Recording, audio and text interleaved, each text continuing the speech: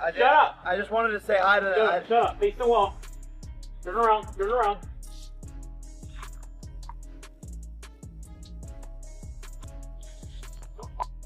Yeah. And you weren't really sparring. You were fighting. We were fighting all the time. And just guys getting dropped all the time. And that was just the kind of gym that I was in. But this wasn't a real fight. He was pulling punches. He wasn't giving it his full effort. Joe Rogan's reaction to the circulating rumors about Jake Paul's alleged arrest and claims of scripted boxing fights has been nothing short of intense. This time, Rogan didn't hold back at all. He delivered a stark and serious warning, making it clear that no career achievement, no matter how big, famous, or financially rewarding, is ever worth risking your life. Rogan emphasized that the danger inside a boxing ring isn't symbolic or exaggerated. It's real, physical, and potentially life-altering. He repeatedly stressed that these risks should never be minimized or brushed off as something that won't happen to you. According to multiple voices within the combat sports community, Rogan firmly believes Jake Paul needs to stop and reevaluate the direction he's heading before even considering another fight. Because the reality is brutal. Chasing fame or money through extremely dangerous bouts, especially if those fights are being manipulated or scripted, comes with consequences that can follow you forever. And in the worst-case scenario, it can cost you everything, including your life. Because then you can't think, you can't do things, you don't know what the fuck you're doing in life. It's like literally everything is the quality of your ability to think. And I knew that. Joe Rogan doubled down on his message with raw intensity, making it unmistakably clear that boxing is dangerous at its very core. He warned that continuing down a reckless path inside the ring can lead to severe, life-altering consequences, damage you simply can't undo or walk away from. And that's where the situation becomes even more serious. Rogan also delivered a stark warning about the legal risks involved. If a fighter is caught engaging in illegal activity or participating in scripted bouts, the consequences go far beyond public backlash or lost credibility. We're talking about real legal action that could completely derail an entire career. Rogan couldn't have been clearer. Life is real. The punches are real. The damage is real. And when something goes catastrophically wrong inside that ring, there is no reset button. I've seen the script, rig, this, that, and the other. Do you think now, at the very least, that talk goes away, broke his jaw, went in there against Anthony Joshua? At the very least, do you think that you guys can move on from that? Like, that won't follow you? No, I don't. I actually, our lawyers are actively going after a number of people. One who claims to be a lawyer himself online. I don't remember the name or the handle, but it was something that had like 200,000 likes. And basically this post said there was an agreement for AJ not to knock out Jake, but AJ disregarded the agreement and decided to not get his payday, but knock out Jake Paul. So it's pretty astonishing what people say. Your dear friend Lou DiBella, saw him put up a bunch of ridiculous things and even said, Nikisa, go ahead and sue me. But this wasn't a real fight. He was pulling punches. He wasn't giving it his full effort. And so for the people, again, just to clear this up, because I asked Eddie this question, I'll ask you the exact same question.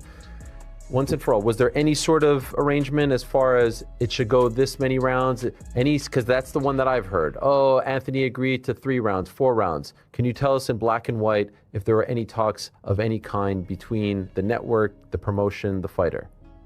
There has never once in Jake Paul's career been any talk of that sort, of anything to do with the fight being anything but a real fight that has exactly the same situation as any professional fight. And that's exactly the same thing here for the Anthony Joshua fight. It's just beyond mind-blowing that people would think that. Anthony Joshua was on record saying that if he didn't finish him in the first round, that would be disappointing, that it would be a failure. The narrative changed as we got closer to fight night and obviously post-fight, and I understand why, but they were pretty adamant it would take max 2 rounds. Now, this is where things take a serious turn. Nikisa Badarian stepped forward and officially shut down the rumors, stating clearly that neither Jake Paul nor anyone on his team engaged in any wrongdoing or made any attempt to rig the fight in any way.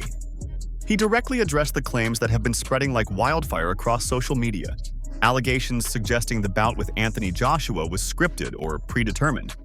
and dismissed them as completely false. According to Bedarian's detailed statement, online speculation has spiraled out of control, with wild accusations gaining traction and taking on a life of their own. One viral post even claimed there was a secret agreement in place preventing Joshua from knocking out Paul. Bedarian strongly rejected that narrative, explaining that Joshua fought honestly, aggressively, and decisively in every single round, with no regard for any alleged arrangement pushed by conspiracy theorists. He emphasized that Jake Paul trained relentlessly, stepped into the ring fully prepared, and took very real risks against a legitimate world-class opponent. This was not a performance, it was a real fight. Bedarian also made it clear that legal action is already being pursued against specific individuals who continue to spread demonstrably false claims online. For him, setting the record straight is essential, not just to stop the misinformation, but to protect the hard-earned reputations of Jake Paul and his entire team. His message to fans and critics alike was unambiguous. The fight was completely legitimate, entirely unscripted, and any suggestion of a fixed or predetermined outcome is nothing more than speculation fueled by conspiracy thinking. Here's the thing.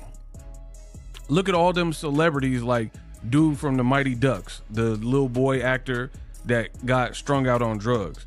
And all his fronts and all his teeth were missing from being on meth or whatever, you know what I mean, whatever drug of choice he was on. There's no coming back from that. The people who like dissipate their teeth through drug usage, you don't get like a second set. So if I'm not mistaken, the dude from Mighty Ducks, somebody like he's been clean and they gave him a makeover and he has like pretty much fake teeth. So yeah, the teeth are going to be cooked. Now, I agree with the other part that Rogan was saying, but let's keep going. Yeah, I think he went into that fight knowing that was probably going to happen. Yeah. And ultimately, the big win for him would be that he was even willing to do it and that he could do well for a little bit. Yeah, and I've already expressed my thoughts on this. I'm not giving no props for a person who says I am a real deal boxer because I went in and get smashed and got my jaw broken, but I lasted longer than Ngannou. But I was crazy enough to try. Because, to be honest, we're way past the honeymoon stage with a person like Jake Paul.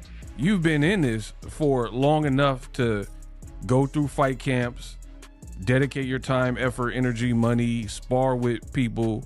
You spar with some quality names because you have resources and money or whatever. So we're well past that to the point where you just get credit for stepping in. You maybe got credit your first fight or whatever, first couple of fights, for coming from your background and, you know, stepping in and fighting, but we're well past that. You have a box rec. You were being ranked by sanctioning bodies in boxing. Building on all of this, it's important to focus on what Joe Rogan has said directly to Jake Paul. Rogan has already issued a firm and unmistakable warning, telling Jake in no uncertain terms not to engage in anything this reckless ever again. He urged him to seriously rethink taking on high-risk boxing matches that place him in real physical danger. With undeniable intensity, Rogan made one thing clear. No career milestone, no matter how impressive it looks or how much money it brings in, is worth risking your life for. He has repeatedly stressed that the dangers inside the ring are very real. We're talking about traumatic brain injuries, permanent physical damage, and even potentially fatal outcomes. Rogan also warned that chasing fame or financial gain through staged fights or dangerous matchups can lead to irreversible consequences that extend far beyond a single bad night. His message couldn't be clearer. Safety and personal responsibility must come first, no matter how famous a fighter is or how massive their social media following may be. He said before the fight, I'm going to break him down and then I'm going to knock him out. And that's exactly what he did. I thought it'd be all over within 3 rounds. But, you know, when I got in the ring after, because I was shouting, just, you know, anywhere, arms. I got in, he went, what are you rushing me for? And I was like, oh, sorry. So, but like, obviously he knows what he's doing, and actually now quite pleased that we got the rounds, to be honest. Yeah, I saw you said that. Really random, I was on Twitter and I saw Jake Paul's mum said she wants to get in the ring and punch you. She said she doesn't like the smug look on your face. She is promoting her book, so I'm not sure if she wants, you know. But did you see that? What did you think of that? No, I was very sad because I couldn't have been nicer and more respectful of Jake and what he's done. And I think Logan's amazing. I think he's an incredible athlete. And I shook Jake Paul's dad's hand in the ring, you know. And if I would have seen Mum, I would have said, all right. But I think over the years, we've obviously had our beef, and she probably don't like me anyway. And I am probably a little bit smug. I wasn't smug after the fight because I would have been more smug if it was all over in a round. Yeah. So, no, I give Jake respect. And, yeah, sorry, Jake's mum doesn't like me, but if she can send me a free book. Matthew Stern, on the other hand, offered a thoughtful and detailed breakdown of the Anthony Joshua versus Jake Paul fight, highlighting the careful planning and strategic discipline behind every move inside the ring. He explained that the bout unfolded exactly according to a calculated game plan, with Joshua's team choosing patience and controlled aggression over reckless exchanges that could leave openings. From the very start, the strategy was clear. Systematically test Jake Paul's abilities, expose his weaknesses, and push the limits of his stamina and conditioning before unleashing decisive power at precisely the right moments. Stern emphasized that this methodical approach is what elite-level boxing truly looks like, where success is built on discipline, timing, and tactical execution rather than raw strength alone. According to his analysis, every phase of the fight was carefully orchestrated to control the pace, dictate positioning, and gradually assert dominance as the rounds progressed. This wasn't just about winning, it was about mastery. Stern noted that strategic thinking, preparation, and ring intelligence often outweigh sheer physical power when determining the outcome of a fight. In the end, this approach didn't just secure a tactical victory. It showcased the true art of boxing, a sport defined by precision, calculation, and measured decision-making. It's what separates seasoned professionals from fighters still learning the craft, and what ultimately defines champions at the highest level. For my own credibility, I've got to knock you out, but I've got to try and knock you out where I'm not hurting you as much as what I could if I unleashed. Yeah. And with the punch you said that he landed, it's not his best punch, his most powerful punch, right? Yep. And he's shattered his jaw in 2 places, right? So Anthony Joshua gets his 70 million, whatever it is. But I think he's sitting there thinking, thank God for that. Thank God. On a human level, I've come out, all right, I've sort of, not reputation, but I haven't hurt him as bad as what I could have. There should be an awful amount of people breathing a massive sigh of relief. Anybody that put that fight together, athletic commissions, like you said. It wasn't a fight. No, it wasn't at all. Like you said, it was a prize fight. It was an event. If Anthony damages him, he's got to live with that for the rest of his life. Absolutely. That's a lot of stress to deal with, you know what I mean? So I'm sure he's bleeding in the side of relief. The team that have put him in there, that have negotiated that for him, but the authorities that put that on and commissioned it as a proper boxing match, I've no doubt. Does that go on his... Because yeah, it's a professional boxing match. Do you know what? If I was Anthony Joshua, I would be saying, I don't want that on my record. Well, but for the credibility of them putting the fight on, they would have said to him, no, we've got to say this. It's been commissioned. It's going to be a proper fight. And I found it... I love my boxing, but I just find the whole thing really, really unedifying. You said about get followers. You mentioned Tommy Fury. Tommy Fury is nowhere near his level of getting like a British title fight or whatever. Nowhere near. So it's basically he's like... Beat Jake Paul. Well, oh yeah, sorry, yeah, beat Jake Paul. But so but what I'm saying is that's 100. I stand by that, and I think Tommy would admit that. You know what I mean? To become a British champion is a very prestigious thing to do, and I think he would. Adam Keterol entered the discussion with a blunt and unapologetic assessment of the Anthony Joshua versus Jake Paul fight. He didn't sugarcoat his analysis. Instead, he highlighted a growing imbalance in modern boxing, where popularity and social media influence are increasingly shaping major matchups, often outweighing skill, experience, and true competitive merit. Keterol argued that Jake Paul's rapid rise in professional boxing has far more to do with his massive online following and celebrity status than with proven technical ability or years of experience against elite opponents. In contrast, he pointed out that even while Anthony Joshua appeared to deliberately hold back his full power and most destructive combinations, Joshua still demonstrated exceptional control, precise timing, and surgical accuracy throughout the fight. According to Keterol's breakdown, the punches Joshua did land caused real damage and made the gap in class between the two fighters impossible to ignore. That contrast fueled widespread speculation that certain elements of the fight may have been influenced by external pressures or commercial considerations rather than pure sporting integrity. Rumors began circulating within boxing circles suggesting that Jake Paul may have attempted to manage or even influence the pace and flow of the match to reduce personal risk and protect his brand image.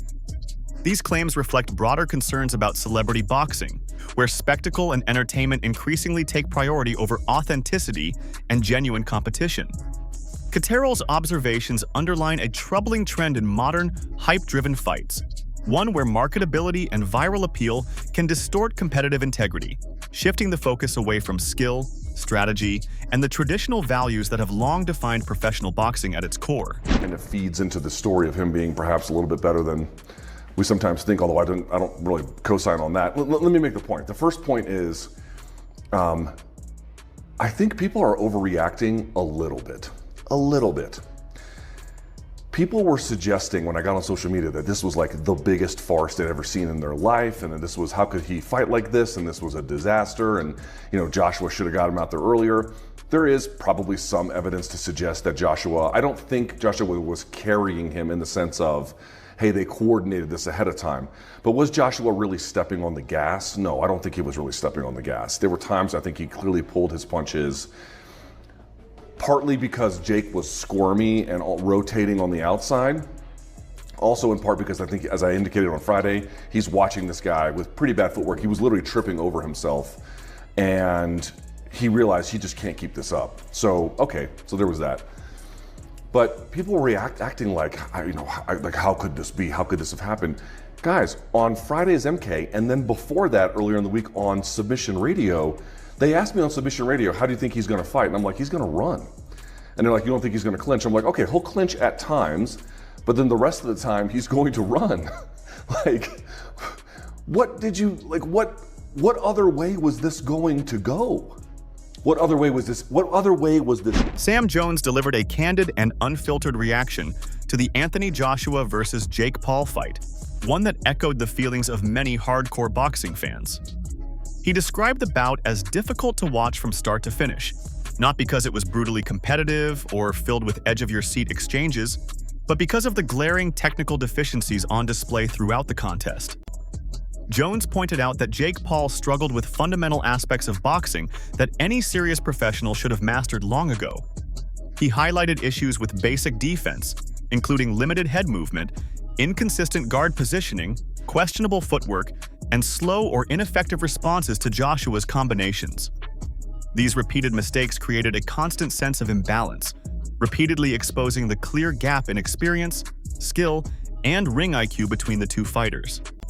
Several observers also noted that certain moments in the fight appeared unusually controlled, almost rehearsed, as if the pacing and sequences were subtly managed to reduce risk or prevent either fighter from being placed in a truly dangerous position.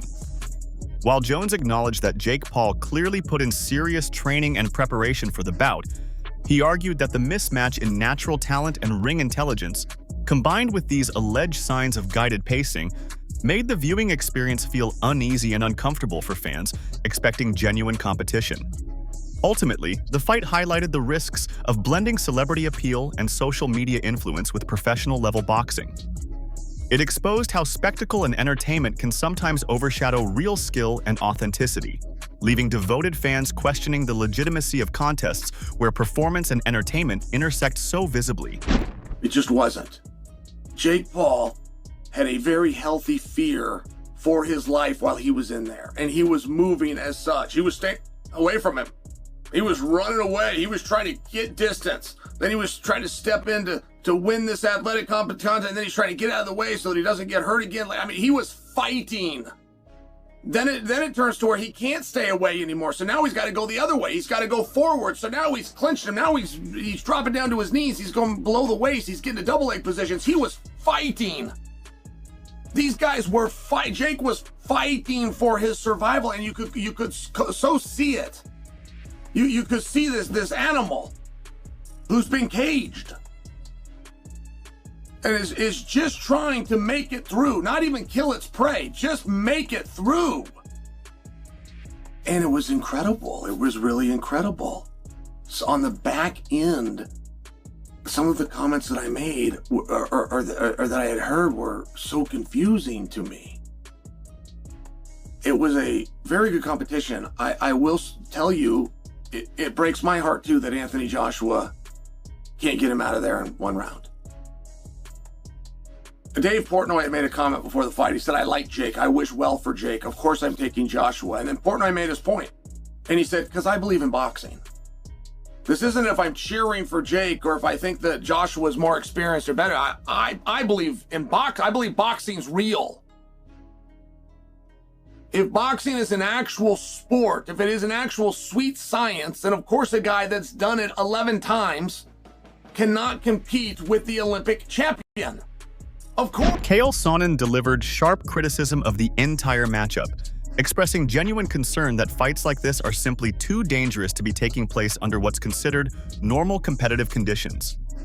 He described the contest as feeling less like a legitimate boxing match between two athletes testing skill and more like a high-stakes fight for survival, where both the physical danger and reputational fallout were pushed to reckless extremes.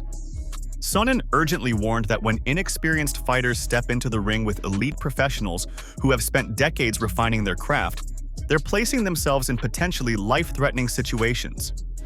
The risk of permanent injury, or worse, is very real. According to his perspective, the rumors surrounding scripted elements combined with matchups that arguably should never be sanctioned only amplify the growing problems within celebrity boxing. He argued that blending celebrity status and social media influence with serious professional sport creates major risks, not just to boxing's credibility as a legitimate competition, but to the safety of the fighters themselves.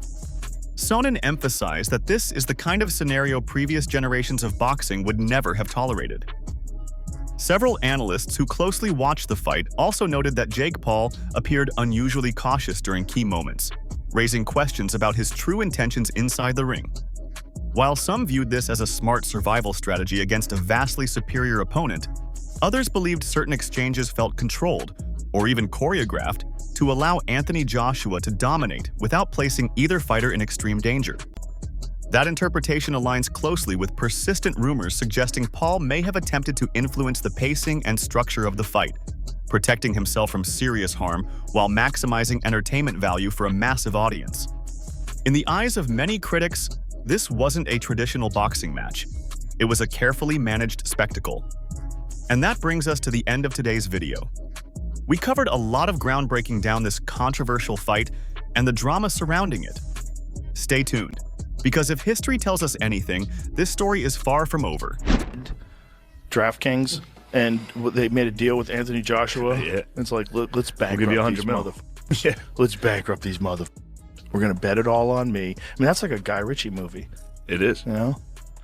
You're an absolute idiot. There was no reason for, first of all, you go to jail. Why would Netflix, the biggest streaming platform in the world, partake in anything like that? Just use your brain.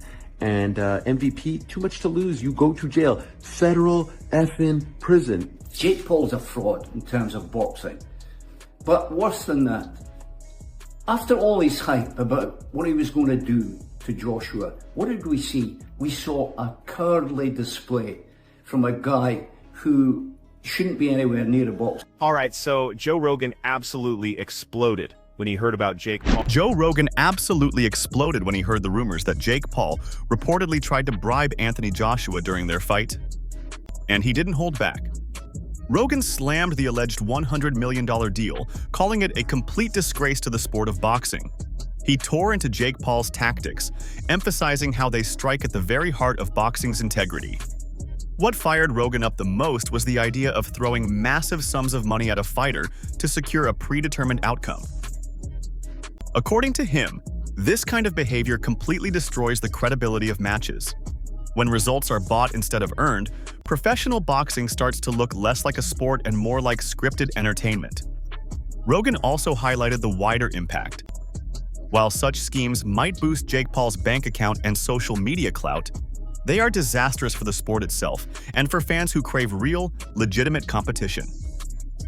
In his eyes, this situation perfectly illustrates everything wrong with influencers trying to buy their way into combat sports, without respecting the traditions and the integrity that give boxing its meaning. Anthony Joshua, who was like gonna be the guy. Destroy some sports books also, apparently.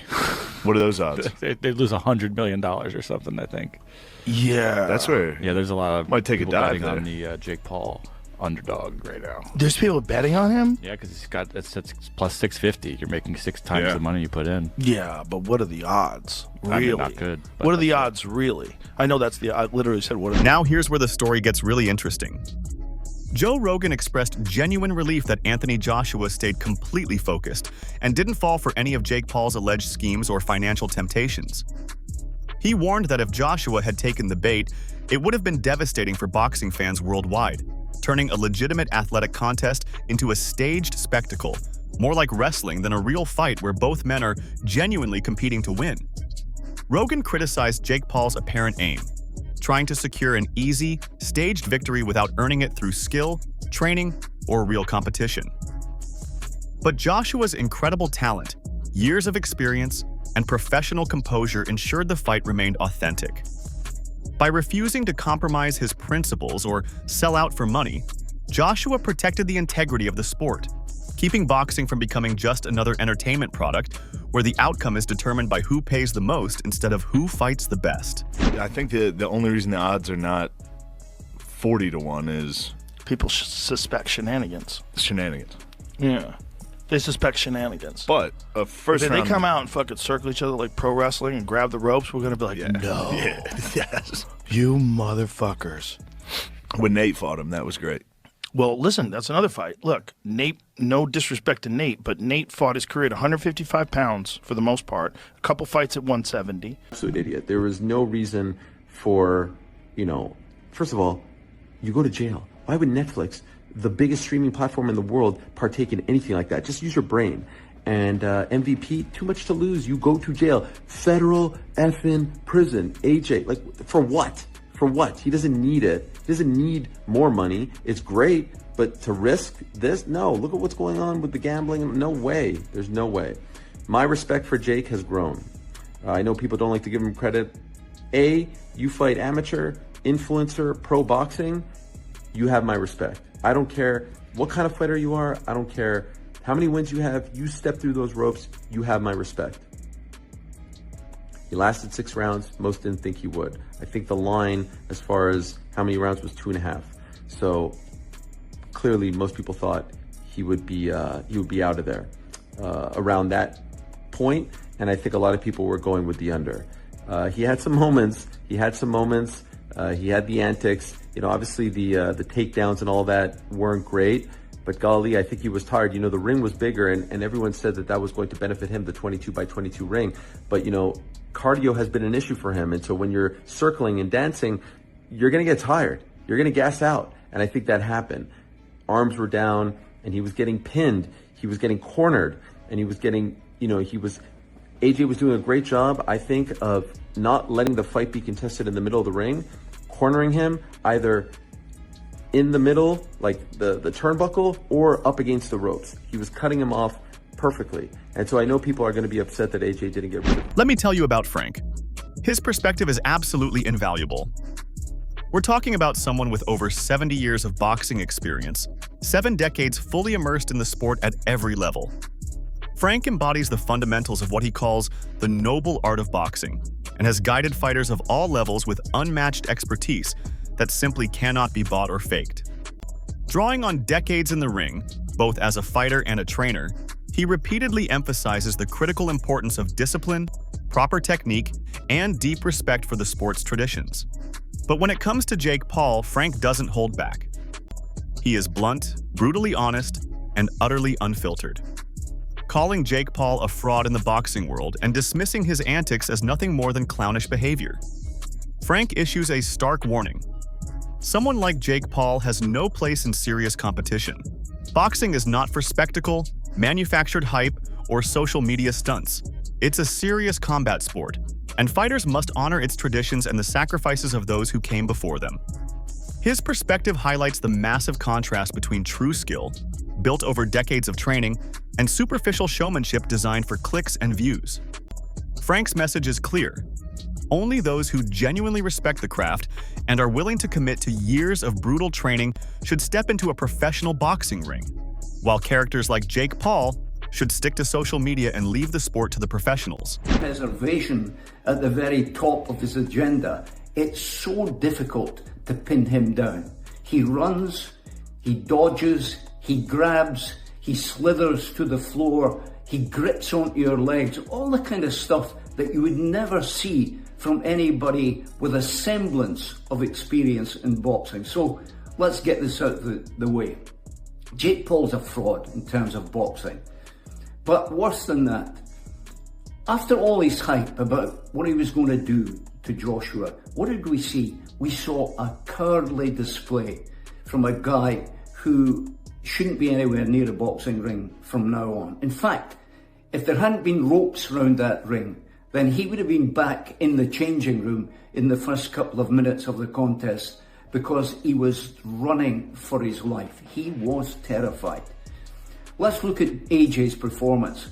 Let me say it's extremely difficult to box against somebody who doesn't want to engage, who doesn't want to actually come and fight, and that's what they were there for. But Paul made up his mind long before this fight took place.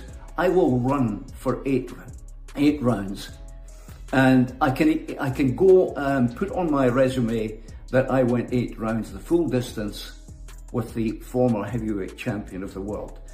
Finally, let's hope this is the end of Jake Paul as a so-called boxer. He never will be a boxer.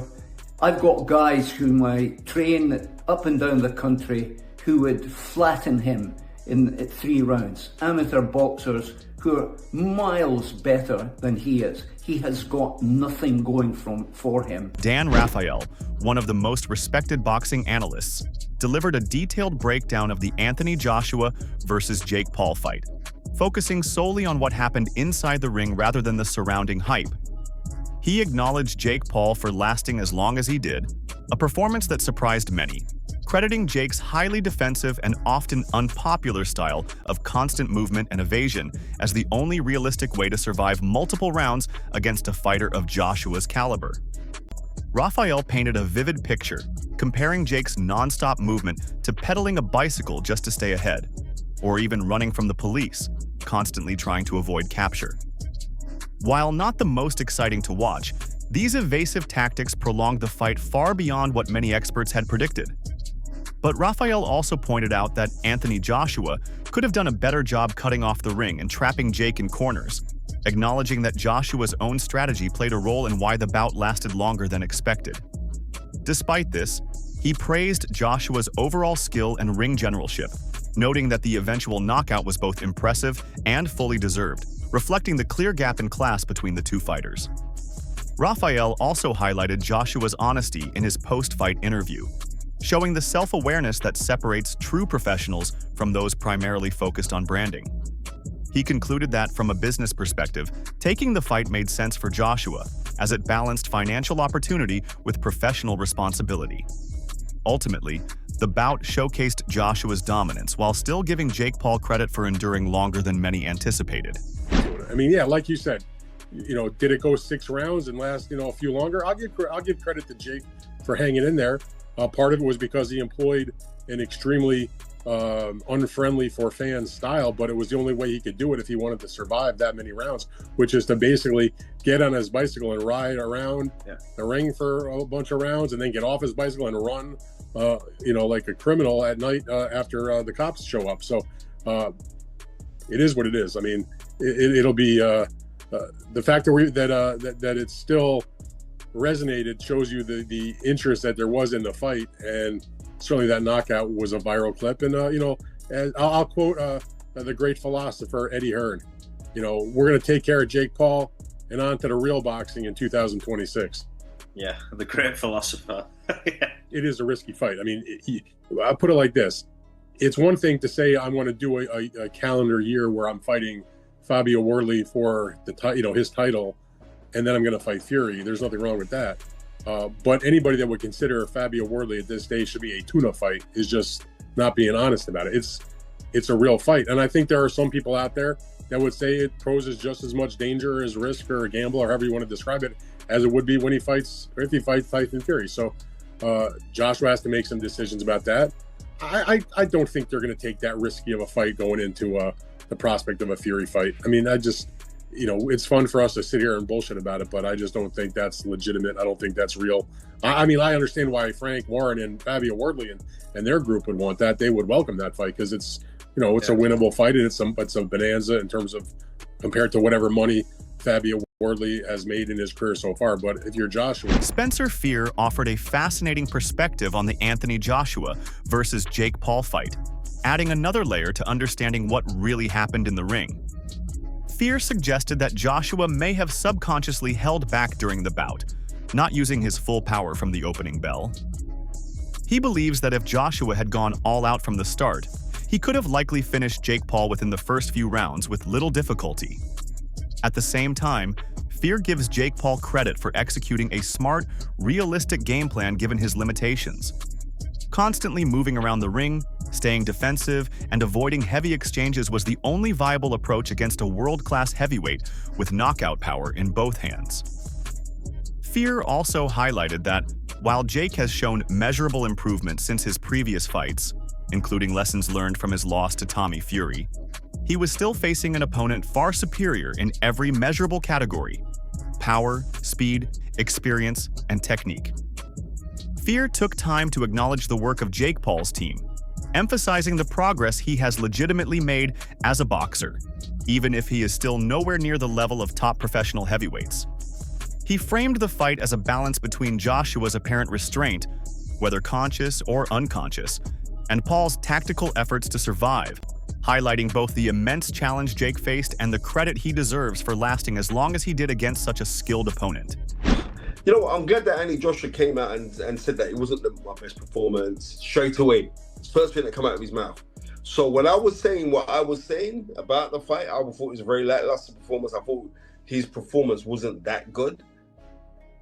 I'm glad that he addressed that, because people don't like, you say something about, oh, you're hating, blah, blah, blah. No, I'm not hating. We have to call it into its context, and its context is this. Anti-Yard went 6 rounds with a YouTuber, right? He was polished on certain things that he was doing, but there's something inside me that said, like, there was an unconscious bias in his mindset to say, I'm going to carry him a few rounds, because if I just go out there and blast him out in 1 round, it ain't going to look good. And I think Joshua subconsciously carried Jake Paul, because I think if Andy Joshua went bing bing and went out straight away bombing, right, he could have easily dispatched of Jake Paul. But in the same thing, we have to give credit to Jake Paul he had a very decent game plan. When people say, oh, well, you just came, you ran, what else is he meant to do? Andy Joshua just out of curiosity, what else did Jake Paul meant to do? Jake Paul, for crying out loud, you lost to Tommy Fury, for crying out loud. Let's be real. Let's call it as it is. Even though he's made massive improvements. So, I mean, Jalen Love, who's working with, I know Jalen for a long time, so massive big up to those guys. He's vastly improved, right? And do not be surprised if they don't slip him in for a cruiserweight world title shot against a WBC champion, and him not coming out victorious. Here's where things get really interesting. There's been a lot of speculation about Jake Paul's approach in the fight. Rumors suggested he may have tried to sway the outcome in his favor. Whatever his intentions, though, they clearly didn't work out the way he hoped, leaving him primarily focused on staying safe and avoiding a knockout. Analysts who closely watched the bout noted that Jake's strategy revolved around constant mobility, keeping away from sustained pressure and avoiding direct exchanges where Joshua's power could be most dangerous. Some observers saw this as smart defensive ring IQ and evidence of good coaching. Others interpreted it differently, as a clear sign of struggle, with Jake doing everything he could just to survive against an elite heavyweight. Despite all the controversy surrounding his alleged intentions, Jake's ability to stay active, move quickly, and navigate the ring under constant threat demonstrated a degree of resilience and quick thinking, even if it didn't translate into winning rounds or asserting dominance. Experts emphasized that the fight highlighted the massive difference between flashy tactics built for social media and the mastery that comes from years of experience. This bout reinforced why proper technique, discipline, and genuine experience are essential at the top level of professional boxing, and why no amount of money or online influence can substitute for real skill in the ring. This be the end for him in terms of what he's doing in the boxing ring. Listen, so long as people will tune in and so long as Jake Paul is paid by Netflix or any broadcaster to air his fights, we're going to see this continue. And Jake Paul knows his business model, right? Now, this deviated, this AJ fight, which came together kind of last minute after the Tank Davis fight fell apart. But we know Jake Paul's MO here. It's find the most popular guy with the most physical disadvantages for me to fight. And Jake Paul has the benefit that he's turned himself into a villain, or in the pro wrestling circles, a heel. People tune in to watch. We did not tune into this fight to see competitive boxing. Most of us tuned in because we thought, here's Anthony Joshua. Here's a two-time unified heavyweight champion, a guy who physically just overwhelms Jake Paul. And we're finally going to get what Tyron Woodley and Anderson Silva and Nate Diaz were not physically fit, whether it be through their size, experience, or age, to do, and that is knock out Jake Paul. And so, because I don't really feel like we got that satisfying comeuppance that a lot of people have been waiting for, it kind of gives Jake Paul a little bit of mystique, I'd almost say, to still try and string this along. Now, I don't know in terms, he says he wants to be cruiserweight champion.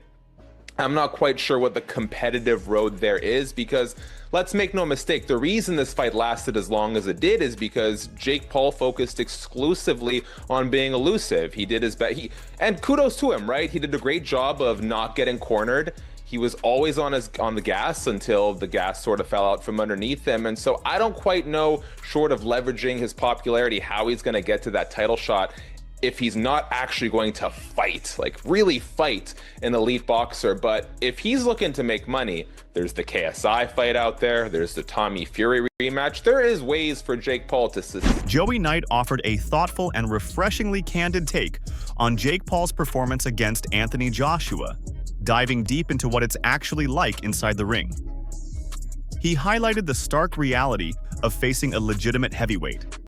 Absorbing a clean right hand from someone like Joshua is far beyond anything encountered in typical sparring, even with world-class training partners. The power is on a completely different level, and Jake experienced that firsthand. Knight pointed out a key moment when Jake got back to his feet after a knockdown, demonstrating mental toughness despite being clearly outmatched technically. He praised Jake for maintaining enough composure to continue, even though the fight was never competitive, and victory was out of reach.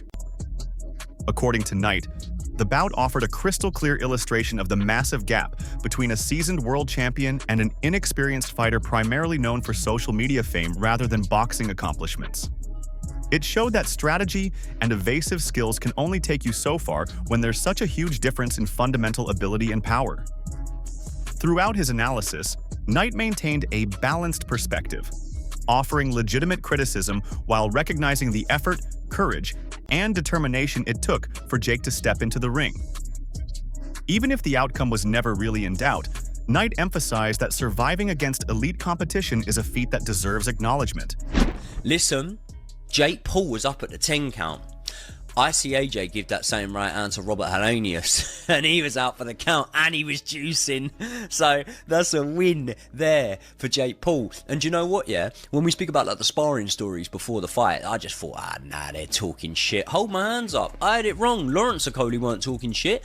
I'm sure Jake Paul did win a round or two against Lawrence Okoli. We've just seen him do it against Anthony Joshua there. So I think that then moves us on to Anthony Joshua, and we've got to speak about Anthony Joshua. Listen, I do think that you box to the level that's in front of you sometimes. If you see me in the gym sparring with professionals, I look way better in those spars than I do sparring against amateurs that have had one fight or something like that, because they're not orthodox. They don't do things the way you're expecting them to. And also, we've got to mention the fact that despite there now being a probably plethora of highlight reel shots for Jake Paul to be able to clip up, he probably landed 15, 16 shots in total on Anthony Joshua, or about that. Despite there being loads of that he'll clip up and use and stuff like that, let's not rewrite history. with this fight. This fight was Jake Paul coming and running. Now, there's a style of running, and if you're ever going to run, do the one that Jake Paul done just now, because he did still let off multiple big power shots. A couple of his shots he landed with double jabs, and it would only be the second land, but he did still let off multiple big power shots. He had a go. He had as much of a go. Dillian Whyte openly admitted what most boxing experts already knew. Jake Paul had virtually no chance against Anthony Joshua in a legitimate fight. He acknowledged the enormous gap in skill and power between a professional heavyweight champion and someone who started boxing as an adult primarily for YouTube content. Yet, Whyte was genuinely surprised at how long Jake managed to stay upright and keep moving throughout the fight. Something no one expected given Joshua's reputation for devastating knockouts and dominance in the division. This raised questions among fans and analysts. Why did Joshua allow Jake to survive into the later rounds without pressing harder for a decisive finish? The unusual pacing sparked speculation that the fight may have been carefully managed or influenced by strategic considerations, rather than going for the quick knockout everyone anticipated. Despite these questions, Whyte emphasized Jake's endurance and mental toughness.